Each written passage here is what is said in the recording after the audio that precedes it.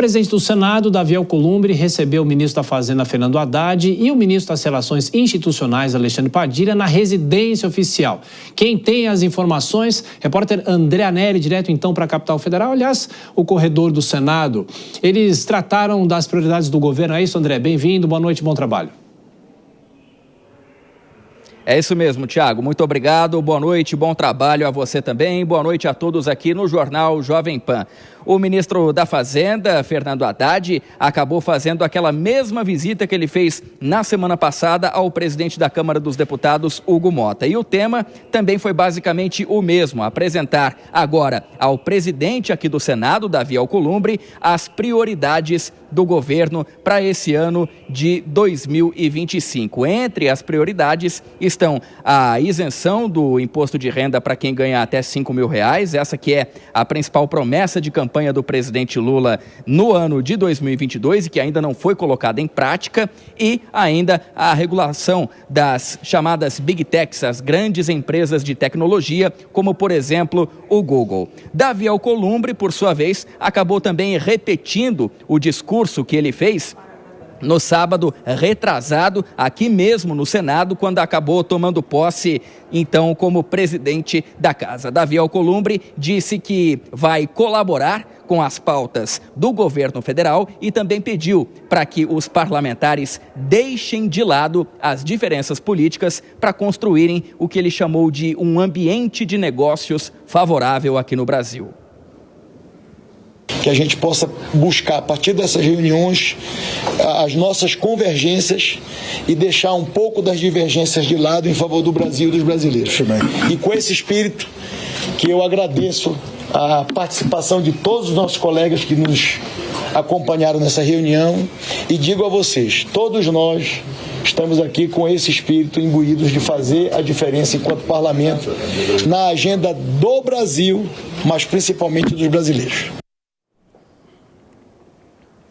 O ministro da Fazenda, Fernando Haddad, foi até a residência oficial do Senado, onde ele fez, então, as apresentações dessas prioridades do governo federal, acompanhado do ministro das Relações Institucionais, Alexandre Padilha. E, nessa ocasião, Haddad acabou dizendo que acredita que as pautas do governo federal têm grande chance de prosperarem aqui no Congresso, porque, na avaliação dele, representam, então, pautas que têm o potencial de gerar crescimento no país. Nós somos muito otimistas porque ouvimos a mesma retórica do presidente Hugo Motta. Então as duas casas estão unidas nos propósitos de ajudar o Brasil e com projetos bastante amadurecidos para melhorar ainda mais o ambiente de negócio. É uma agenda boa, é uma agenda que conta com o apoio de empresários e trabalhadores e eu penso que a classe política não vai se furtar a apoiar e dar ritmo para essa agenda, porque hoje, no mundo atual, o ritmo é tão importante quanto o mérito.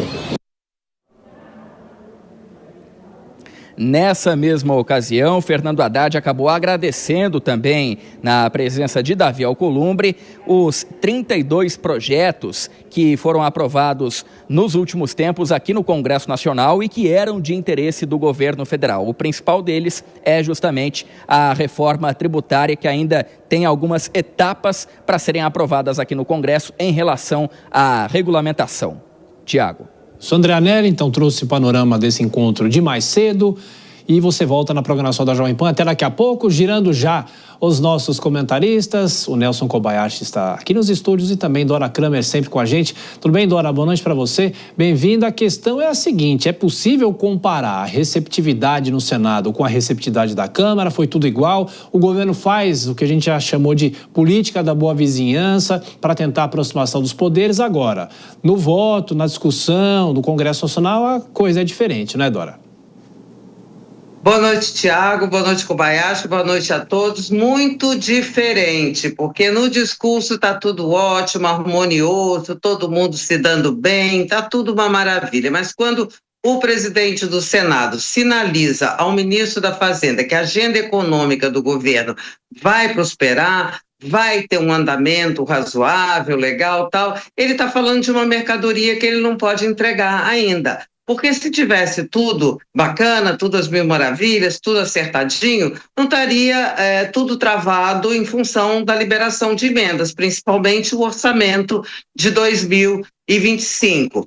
E para que isso tudo fique efetivamente na realidade, não num discurso otimista e tal, fique realmente acertado, primeiro depende do governo não mandar nada que chegue nem perto de aumento de despesa, arrecadação. E, em segundo lugar, há também a questão da arrumação da área da articulação política, que deve ser objeto da reforma ministerial, que pode acontecer, não sabemos quando, talvez em fevereiro ou só depois do Carnaval, em março. Pois é, Kobayashi, Dora, lembra bem que nem o orçamento foi aprovado ainda. Agora, tudo que o governo apresenta, ou pelo menos destaca, tem a ver com a pauta econômica, não é? Bem-vindo, boa noite.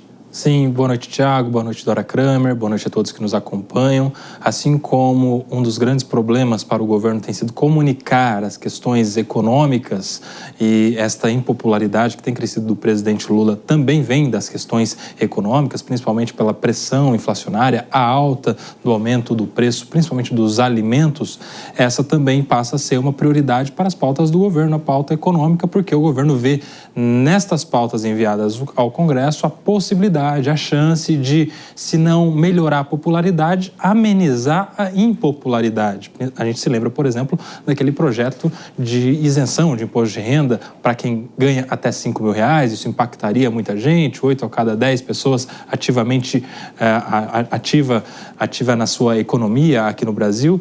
Essas pessoas poderiam ser impactadas e poderiam mudar de ideia em relação à avaliação do governo. Ou seja, isso se torna prioridade do governo. Mas não pode o governo acreditar tanto assim nestas palavras do presidente do Congresso, de que vai ser tão fácil, de que o caminho está aberto, de que haverá ali tranquilidade para aprovar as pautas do governo. O presidente fala por si, não fala pelo colegiado todo, principalmente pelo colegiado todo do Congresso. A gente está falando de 513 deputados, de 81 senadores, interesses os mais diversos, não só dos parlamentares, mas como dos partidos também. Ou seja, tem muita coisa para acontecer em cada uma dessas pautas.